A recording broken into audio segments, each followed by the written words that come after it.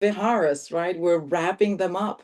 And I thought there's so much that has been said about the Brahma Viharas so far.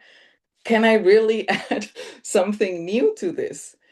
And as always, it was going back to personal experience and maybe the current experience here and now. So, what I thought about talking today and sharing some thoughts and hopefully inspiring you to think about how this applies in your own life is to bring a topic of how can the Brahma Viharas help us go through the winter and the holiday season. Now, I know some of you may be connected from the southern hemisphere. This wouldn't apply to you until your winter comes. But most of us are here in North America, Canada, the US, Mexico, and the winter months are coming. They are here. It's been snowing, it's cold, it's December. So the holiday season is here. Whether you have a chosen religion or not, it's here. There's ads, there's lights and Santa Clauses on all kinds of things to remind us of the holidays, Christmas music at the mall. I mean, it's here. And as a therapist, I just know it's a fact that for a lot of people, there are two challenges that can happen at this moment. One, there can be like grief, loneliness, mixed emotions that comes from the holidays themselves, from gatherings, especially from missing maybe loved ones that won't be able to join us this time. That can happen. People that may feel isolated, that don't have those many connections, may feel even more sad because they don't have those people to connect with. And those of us that are lucky to have people to gather with, we may have that difficult relative or co-worker that we will see during the holiday gatherings. Here in the US in particular, I know because I have friends and that are divided because of their political preferences. But we may see these people during the holidays, right? So there are like these challenges coming up in a season that is like, it is the season to be jolly. And we may be like, well, I'm not feeling that jolly. I just want to like stay at home and do nothing. I don't want to see Uncle Joe or whoever it is.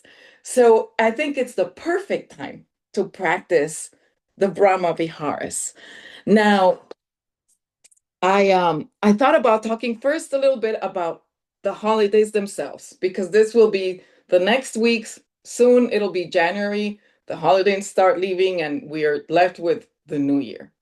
So how can we practice this Brahma Viharas during the holiday season? Knowing that it's winter for most of us also. So it's cold. We may be feeling like, oh, the days are not that long. I may start feeling the winter blues. What can we do? And I think as students of the Dharma, we can invite the Brahma Viharas as a set, all four of them, and keep them as our inner refuge in our heart mind. Now there are four, and I have a thing with with numbers like Bill, pretty much like Bill. And I thought, well, there's this four chambers in the heart, and there's this four areas of the brain, all this four. So we can see the heart mind as having this four different compartments. And actually, my notes are more of a graphic today of four intersecting circles that can be this dwelling. We have loving kindness, metta. This is sending the good vibes to ourselves, to others, sending love, wanting people to be happy, wanting ourselves to be happy. So that's one little room that we can have, so to speak, right? If we think this like inner dwellings, after all, they are divine abodes, right? They're spaces to dwell, mental spaces, but it helps to think of them like little dwelling spots or little caves or meditation cushions. So there's the loving kindness, right? Wishing well to all, oneself included. Now this is the energy of love. This is the energy that we can connect to. This is a gift that we can give ourselves and others. May you be well. May you be happy. May I go to this reunion with ease. May we all get along during the holiday reunion. Just this wishing for goodness, for love in one part of our selves. Now, I think the four are really important together this time because there will be situations where what we will be perceiving either outside of us or from within us will be sadness, right? And the experience of suffering. For example, with the winter blues, and just I get a little bit of that. My mood just goes down. I start dreading the shorter days, the cold. I miss the leaves, the greenery, right? So I'll weave in one example here. I just knew this was coming. I'm like, the cold is here, the leaves are gone. Last year it was hard. The year before was even harder. But I thought, let me just offer myself some compassion. Let me offer myself some compassion. What brings me joy? Right? This is how this connects compassion and metta. How can I offer myself some metta knowing that I may have a tendency to suffer more simply because the weather has changed and it's colder? And I thought, well, what makes me happy? Getting crafty makes me happy, and making spaces nice and decorating. So December 1st, I chose to take at least an hour a day to get crafty here in my little meditation art room, to organize colors, to put some purple lights, and just warming up the place. And it's been working. I feel a difference. Sometimes I spend a lot more than 1 hour here getting crafty. So, this is a way in which I can experience the loving kindness and compassion towards myself, right? But of course, it's not all about oneself, there's others too. So I have a friend who lost both her parents earlier this year. She is really having a hard time because she's not going to see her parents this holiday season. My parents are old and are getting sick, but I haven't lost them. And I think just that because I know I'm in tune with what that could be like, and I can see her suffering, she keeps coming to mind. Now, one thing that I do is meta practice with her in mind, right? May my friend feel the love of others. And when she feels sad, because we all have a right to feel sad and grief, right? May she be held in love and equanimity. And may she find whatever is beautiful and delightful in this moment as she moves through this first season without her parents. So we can bring to mind, and we may know people that are grieving, right? Or people that are less fortunate than us, less privileges, who may be homeless, who may be having a hard, difficult time when everybody's buying gifts or spending and they don't. Can we also practice compassion, maybe with generosity, by extending something to them, whether it's our prayers, an invitation to eat, something material?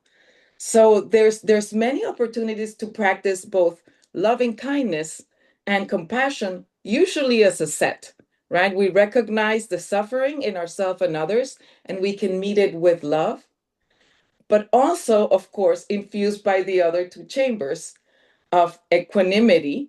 So important, right? The wisdom part, to be able to not get too carried away with the sadness or the empathy, to be able to be there grounded from that mindful point of view, knowing that everything shall pass, the joys and the sorrows that the holiday season may bring, right? So just knowing that we're traveling in circles through the year and this too shall pass. So can we bring equanimity to the different situations? Yes, bringing that mindful posture of caring attention that Susan reminds us of oftentimes. Can I see this situation or myself or this family reunion from a bird's eye view with care and compassion, and just knowing that we all just want to have a good time. We all just want to celebrate. We have things in common. That's what we're meeting. Can we look at what we have in common instead of looking at our differences, right? For the short period of time that we will be meeting others. And then there's the mudita, sympathetic joy. I think this is one that is easy to practice if we have family gatherings and we're meeting people and they may be sharing successes. We've all had losses and successes throughout the year. Maybe somebody, became a grandma, someone else finished school, someone got a promotion. Can we listen to them mindfully and rejoice and celebrate their joys, right? Now, it's interesting because when we're celebrating, whether it's our joys or someone else's joys, the benefit is the same for our body, mind, heart. We feel endorphins and oxytocin and all of this. And if we're huggers, we're like, wow, I can be intense like that. I'm so happy for you. And we can hug. And it's a moment of connection, just celebrating someone else, right? Now, mixed with that, I would say that with this dwelling of the four Brahma Viharas and the rooms that we can access depending on what we're needing in the moment. The one thing that, at least in my personal case, always helps me orient towards the Brahma Viharas is gratitude. Gratitude for what is there in the moment. Gratitude for the breath, gratitude for the warmth that I can create here, gratitude for the person hosting a holiday dinner or inviting us somewhere, and being able to express that to others. It's a way of expressing loving kindness also. Thank you for all the delicious food and the gathering and the time you put in it, right? How can I help you? Can we also offer our service? So I think that this holiday season really offers us an opportunity to experience many things, right? Joy, stress, wanting to be alone, crankiness. But as Dharma practitioners, as mindfulness practitioners, we can also recognize, be mindful of any emotion that is coming and welcome it, and also see, where do you need to land in one of these dwellings? Do we need to settle into metta for a little bit? Do we need to move into compassion? Do we need to enter equanimity? Can we practice empathetic joy? So, my question for you all, and I hope you can think about this later, is how can I access the Brahma Viharas this holiday season? Who may be needing a little bit more loving kindness as a gesture of compassion? Where can I maybe dissociate in a healthy way a little bit more to access equanimity and taking the big picture? Who probably will have something to celebrate? And let's add to the joy by doing that. And this will change day to day, moment to moment. Maybe in the same uh, reunion, you may need to access them all. So know that the Brahma Viharas are are there, and you can see them as being in your heart and in your mind. There's different compartments that you can move across and weave together for your well-being and the well-being of those you love. So I hope this was useful. I hope you can take something away from this and bring the Brahma Viharas. Thank you for your kind attention. And let's move into our meditation part. So as we transition into the practice, if it feels right and needed for you, just take a moment to maybe stretch a little bit. I know I will. Stretch a little bit. Just feeling your body and what it may need right now.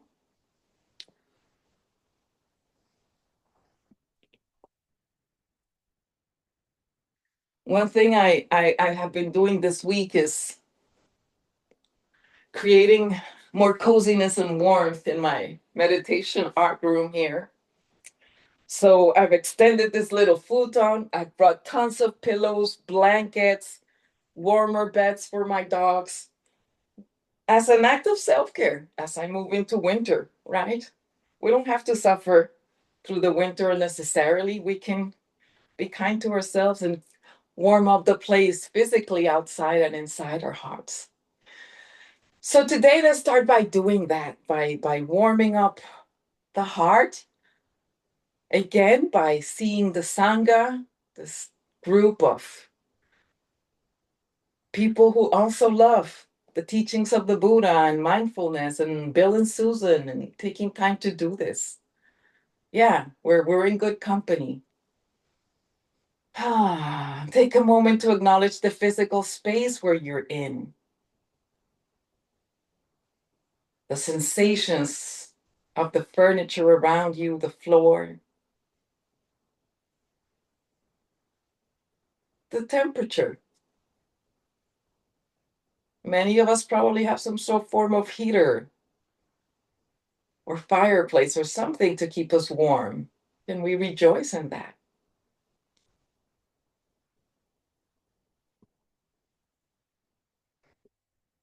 Taking a moment to settle in the body, finding that comfortable posture, balanced, just inviting some easy breaths, allowing the breath to flow freely,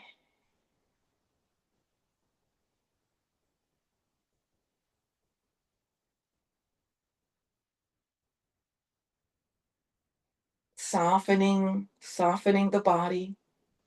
So much of this practice is about softening, like Bill says, unclenching, just taking a moment to really soften the body as much as possible. And whatever can be softened, whatever's achy or itchy, just welcoming it and saying, okay, I see you. There's some pain here. That's part of life too. And there's no pain in other parts. So welcoming it all into this moment.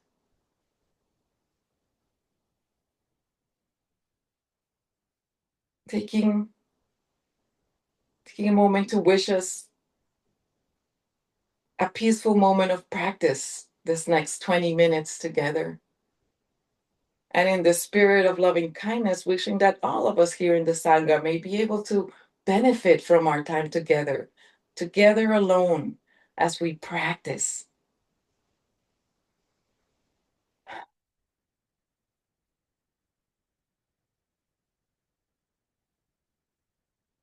Go for your chosen practice, whether it's counting the breath or repeating a mantra or simply having open awareness. Whatever helps you stay grounded in your body, mind, and heart, breathing here, knowing that this is a gift you can give yourself, a gift of self care, to pause and be in silence for a while, letting the organism rest. So enjoy your practice, enjoy the silence together alone.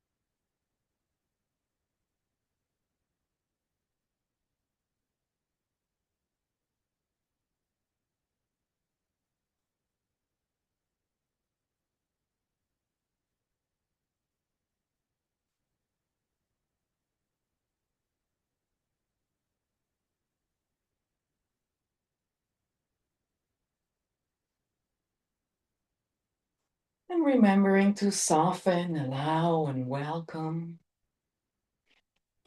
The mind starts getting too busy. Just breathe, come back to the body breathing. Getting curious about the breath and being in this body breathing.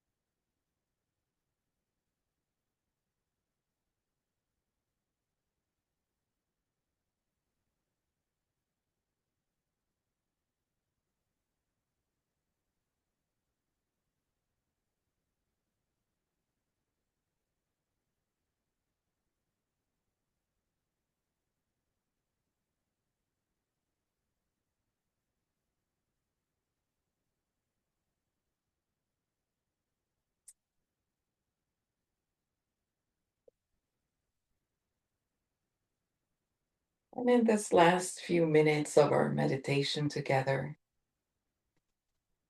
just savoring the breath, the body breathing,